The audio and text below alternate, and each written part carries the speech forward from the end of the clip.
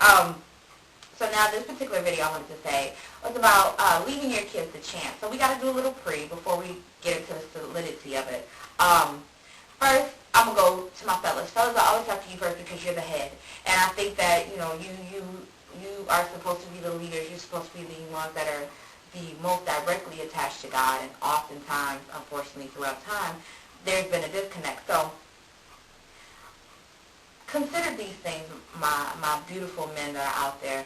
When you're talking about having children, and men get to that physiological point where they're like, I need to reproduce as well. That is why we're put on this earth. I can agree to that.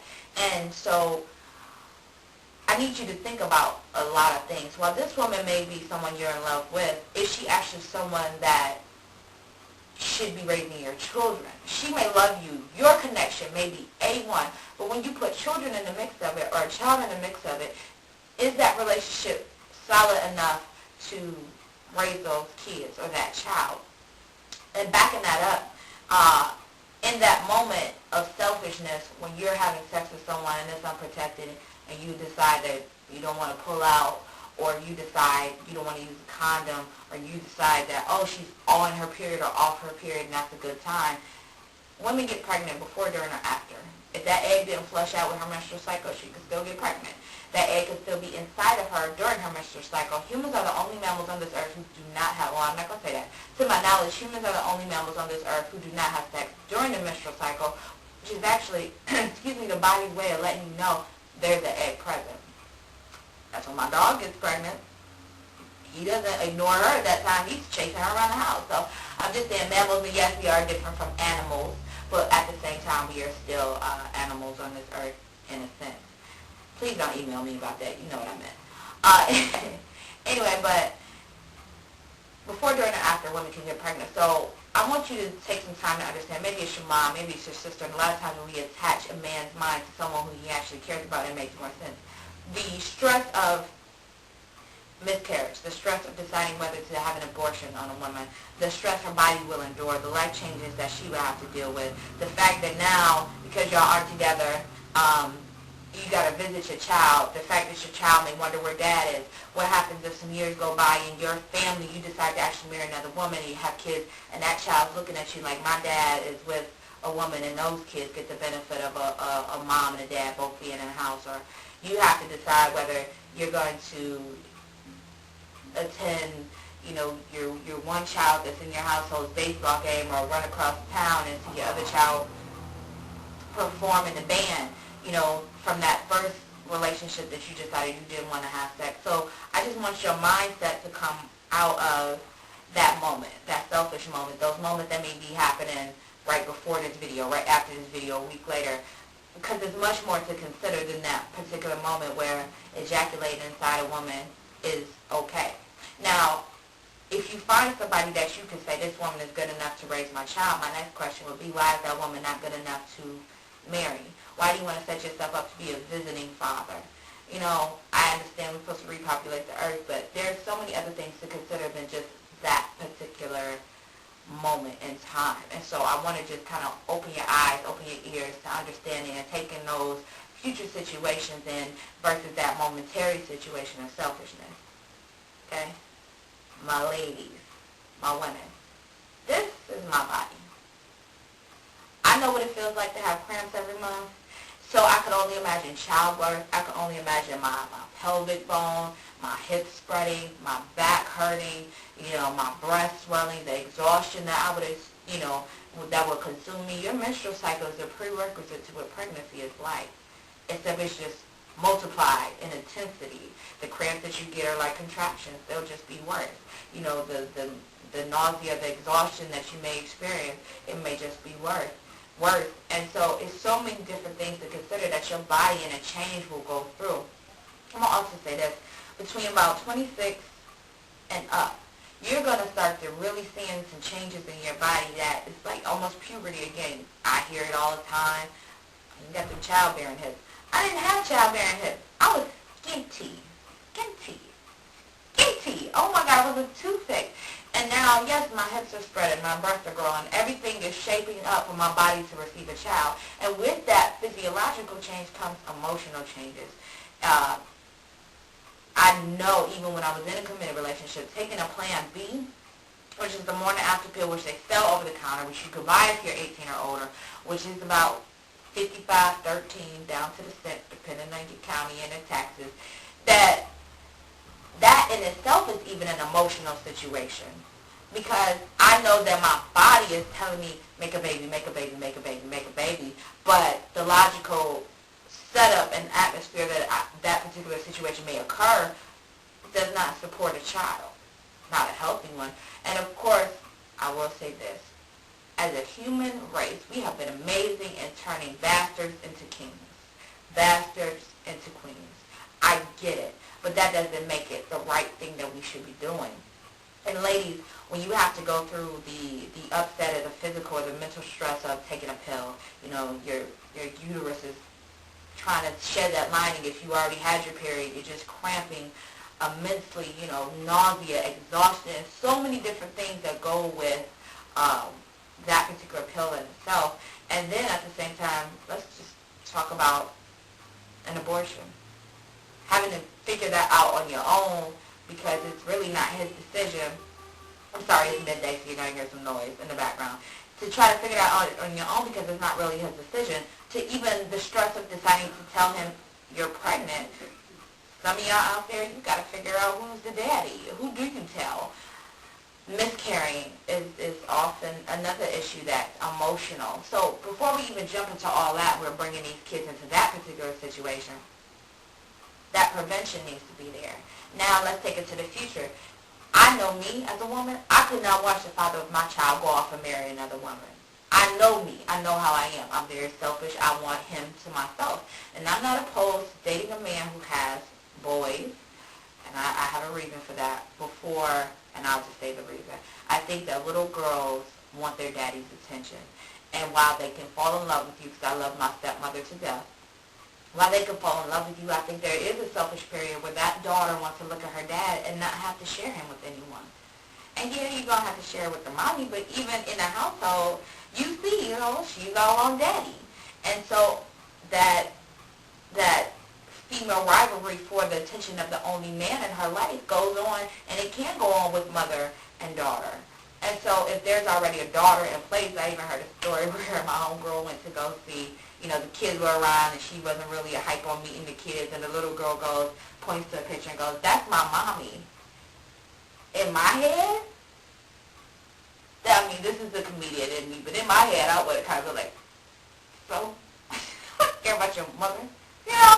But that's me. That's me being a single woman. I know it's not right, and I would definitely respect another woman who had that child, but this is a little girl, and when I'm trying to be with your daddy, it's kind of hard, and these are the thoughts of a woman for real. It's kind of hard for me to even step in front of a little girl because I've been that little girl. She deserves her father fully. She does. And I'm not going to argue with her, and I'm really not going to do that in real life. I'm just giving you some comedic process in my head. But she deserves her father, and I'm not going to battle with the little girl. When I remember being that little girl and say, I want my dad to be my dad, only my father. And when you have to step back and your dad's giving, another woman the world and he's not giving it to you, and he may still be giving it to you, but he's still giving somebody else attention, that jealousy in that little girl does occur. And I'm being honest about all of this because, I get chewed out because I don't want to date a man who has a daughter, and the fine artist Common may be the only one I might actually see how that goes with. But anyway, I'm just saying, it's hard for me particularly, to date a man that has daughters because I know that kind of tug of war that goes on with daddy's attention. And while she may fall in love with me, I love little girls, it's still like, I know in her she wants her father. So I wouldn't date a man that has a daughter. I would date a man that has some sons because it's not that same type of attention that they need. That's just me. But, taking on back, I think that a lot of times when we are women, we have to look at a situation and think of the futuristic possibilities of it. I can't watch another man, as I said, the father of my child marry another woman. I just can't. I don't want to have to process those emotions that I will have an attachment to this man and watch him go off and be with another woman. And oftentimes we're taken away from the fact that we have a lower marital rate as African American women, so it may take me longer to get married than it may take him to get married, especially because I'm the one with the child. I'm the one that has this child and 2 dogs that a man will have to step in and be okay with. And every man is not okay with taking care of a child that's not his. Even if my child's father is taking care of that child, that man may have to step into a situation. He's going to be with me. Now that becomes his responsibility, whether he likes it or not, in a sense. Even if even if my child's father is there and active and there every day and picking him up after school, and when there becomes 3 adults in that relationship, that becomes another kind of tug of war. You know, you have to deal with another person's opinion about your relationship due to your child. You have to deal with another person's time and schedule that may have to be rearranged. And is that fair to your new wife or husband? So we're taking on these things, and I just want to say, honestly, ladies, if you are a good enough woman that you're looking at him and you're saying, I love you, he's saying, I love you back, you know, you're having sex and there's no condom, why are you not a good enough woman to marry? Even certain women are taking on the responsibilities of that other child, and you're putting money and time and energy and effort in. You don't get a refund when that relationship's in, and you spent 4, 5, 6, 7 years with someone that never married you. And let's play a little different situation. If there is a divorce that occurs, at least in that you get half, or you get an amount of something when you put in work. And I'm not just saying that for the ladies, I'm saying that for the fellas as well. If you've been putting in work or you've been doing something and you didn't end up, you know, with that particular person, then maybe there needs to be a settlement on your behalf too, fellas, because you took care of some children that were not yours. You understand what I'm saying? So there are benefits in marriage. And again, to be in one of the lowest, being one of the races of women that have the lowest marital rate, we're giving up these privileges in advance of being a wife, of being a mother, of taking care of home. But he's not looking at you wanting to marry you, and then we're in it so long, we're hoping for the best, but within a year, a man should know enough about you. Within a year. That's just my time. And most men will admit, if you can really get them to admit it, it doesn't take them that long. Here's what does take time. For them to feel comfortable enough to say, I have a house, I have a good job, I can take on a family, now I'll marry you. That happens. And so for me, that's why I have a higher age range than most women my age, because most men within that age range have all of those things processed. So now to the kids.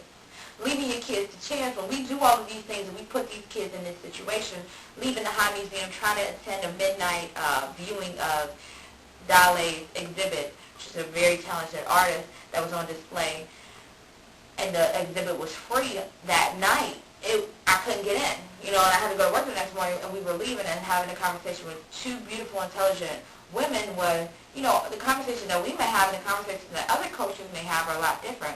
They forcefully put their kids into after-school programs, karate classes, golf lessons. They make them play an instrument. You know, we do all these things, and now this is controversy with the Chinese mom way of rearing a child. And while I do think you should give your kids all of these options, we also sometimes, I think we do need to make our kids do certain things. Learn Spanish, learn how to type, learn how to use a computer. I remember one thing my mother did was purposefully put me in a typing class, 1 and 2. And when I got older, she saw the way the world was going. And when I got older and I had to go to college, or I had to do something, I got in and I got it done because she saw where things were going and what I needed. So here's the problem. When we're deciding that we're having these kids and we're putting them into the world because that moment was so good and it feels so good if he just comes to me, I get it. I'm not innocent. I say it in every video.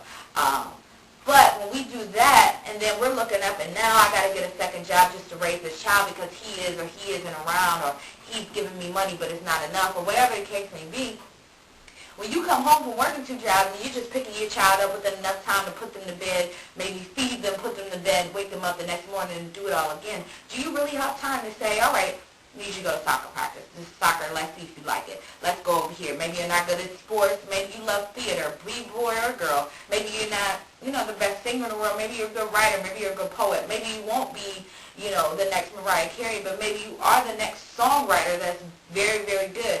But taking that time to find your kids' pros it does take time. And then if you don't have time to do it, why is it not a good setup to have a husband and a wife and say, babe, I just got off work, I need you to, pick the kids up today, and since you got to go to work late tomorrow, I need you to take them to practice. Or let's sit down and figure out the schedule, and let's see what our kids are good at. We have Tiger Woods, we have Venus and Serena Williams, and these are sports that we never initially, and although there were people in history who did play them in the African-American, that were African-American, we still, our generation was taking them on as being what we saw as a rare thing, because their parents did take them and put them in these things. And I don't care what Tiger want to claim. If you cut and dried, he would have been out in the field with the rest of us. I'm just saying. But at the end of the day, that's what his parents took time to mold him in things that they saw he was good at. His dad talks about the first time he kind of hit the ball into the cup, into the hole. And that's when he saw there was something there. But Daddy had time to spend with his child. You understand what I'm saying? Daddy had those moments. A lot of times you're picking the kid up, you're feeding him, you're sitting him in front of the TV, and you keep it moving. We're not placing that atmosphere beforehand in order to direct our kids into their best. So we're leaving it to chance. And even if you don't have time to take them here and take them there, we even don't have enough time to have conversations with them about what we would want for them. Maybe you are in a situation where maybe your child has to hit 16 and borrow the car before they realize they're good at this, or they're good at that, or they like this, or they like that. It took me years later to realize if I had to go to school, college for something, it would have been plastic surgery. My world just wasn't set up for plastic surgery at that time. So I didn't have a knowledge of what I wanted to do when I went to college, and even people request now, like, why don't you go back to school? What I want to do, now that I know what I want to do after spending years of making other people's dreams come true, doesn't have necessarily anything to do with college. And I've also learned most millionaires didn't attend school, and I've learned a lot of things. So my interest is not to run back to school and spend thousands of dollars that I'm going to have to pay back for something that I know I don't necessarily need to go to school for. And while I've owned 3 businesses by a very young age of 20, I know certain things about myself, but my world wasn't set up, especially after my father left the house. And even when he was there, his interest wasn't us. It wasn't. His interest was him and the things that he wanted to do. And so my mother worked 2 jobs, and then once he was out of the house, I rarely saw him. And I'm not pointing fingers at him, and I'm not pointing fingers at a man, but unfortunately as well, we don't like to listen to our parents when they say that's not the one for you. We think that they're stupid or they're jealous, and while certain parents, and I've known certain parents can be stupid or jealous and not see the good in a person, at the same time, your parents have been around the block. I take whoever I'm dating to either a picture to my grandmother, because she has the gift of discernment, and she can say yes, no, and tell me right to a T about this. And thank God I found somebody else who can do it very, very well. So I keep these people on hand to run this person or that person by them. And I'm not in a rush to make a bad decision, but we're not setting our children up for success. We're honestly kind of beforehand even setting them up for failure. I've heard somebody tell me, ooh, we would have a cute baby, but what else would you have besides a cute baby? You would have hell on a regular basis, exhaustion. You have 2 jobs. You wouldn't be going to school anymore, and all of these things, and we're such in a rush to have a baby, and I even have to explain to young girls in their 20s, there's a big difference between thinking babies are cute and knowing that you want a baby one day, and when you really get to a point where your body is telling you, I'm ready for a child, I'm ready for a child, you need to have a child, because that is a human thing that happens within us, and it happens in men as well, but it's not as urgent in men at times, because they're always going to have sperm. Our bodies, unfortunately, as women, have an expiration date, so we should be having that time span and using that for making a child, but you also have to become woman enough to know what you want in a lifelong partner, because whether y'all marry or don't marry, y'all going to be spending a lot of time together. And unfortunately, if things go the way they should, and maybe not the best scenario, y'all going to be spending a lot of time together. But even if you all don't get together, worst case scenario is you won't be spending a lot of time together. So what are you left with at that particular point in time but just a cute baby? A lot of headaches, some very expensive children, or even if it's one child. And I can go on and on, but I really wanted to touch on, and I just feel like I can't even talk about the kids before I talk about us. Us. And I'm not a basher of anybody who already has children. Not at all. Not at all. If you already did it, been there, done that, you're being a great mom or dad, even if that particular person didn't jump in and help you out with it. And if you feel like, oh, now I know better, then maybe you need to be making a video and having a conversation with people and having a real life, because, you know, True Life, I'm a teen mom and all of that, it's still a television show. They're not telling the real raw stories about every aspect that occurs, from that child saying, where's daddy, to, you know, daddy having another family, or daddy maybe was already married but mommy just loved that big old dick he was given, or, you know, where did mom go? Well, mom wasn't really ready to be a mom. She had you, and then she disappeared one day, and you were sitting in the middle of the living room with a note on you. You know, we don't talk about these real life stories. So if you already had a child, or you've already, you know, or you're already on that path, or you have a child on the way, it is what it is, and you can't change the past. But I'm more than sure that you have some realistic stories to tell now, and we need to start telling them. We have way too many free media outlets that we're sitting here quiet about the realistic things that are occurring. We want to glorify this and give people TV shows about that, and Octomom got, you know, she's on this type of show or that type of show, and now, you know, Cake Plus 8. John gone. His name is John. I think it's gone. I think it's John. He's visiting. You know what I'm saying? Now, it's these kids, and while they were married, things don't always go right, and I'm not using that as an example per se in this situation, because, you know, they were married, they did it the right way, but then John gone now, you know? John's gone. And that is a lot of work for one woman to do, no matter how many books she does, you know, writes, no matter how many nannies there are, it's still a lot of work. And those kids, they saw them, they're acting up, because where'd my daddy go? You know, but that situation before marriage even happened is crazy. And fellas, I'm going to tell you like this, what if she was, you know, you didn't know she's up there taking hormones to make sure she had some eggs. Now, instead of getting the news that I'm pregnant and it's your child and it's one child, she like, I'm pregnant, there's about 8 of them suckers in there. What you going to do? Wow, I mean, this is reality, y'all. I'm being funny about it. I really want to say this. If I met a good man and had a daughter, another thing that's very serious to me, I'm going to tell you why. This is me being honest, because I don't want people to tear that particular part of this video apart. Talking to my grandmother, seeing the relationship between my aunt and my mom, knowing the relationship between me and my sister, I feel that we have a generational curse in our family when it comes to sisters. And while it can occur with brothers and sisters, I see it with sisters. It's a story my grandmother told. I didn't really see, and while they could have been, I didn't really see closeness between my aunt and my mother. And I know my sister and I are not close at all. And so I don't want to date a man that already has a daughter, and possibly knowing that I can't pick a sex, have another daughter, and leaving it to chance, sincerely feeling in my gut that there's a generational curse going on, and having those two girls go the way me and my sister have gone, the way my grandmother and her sister went. You know, that is really why I don't want to date a man who has a daughter.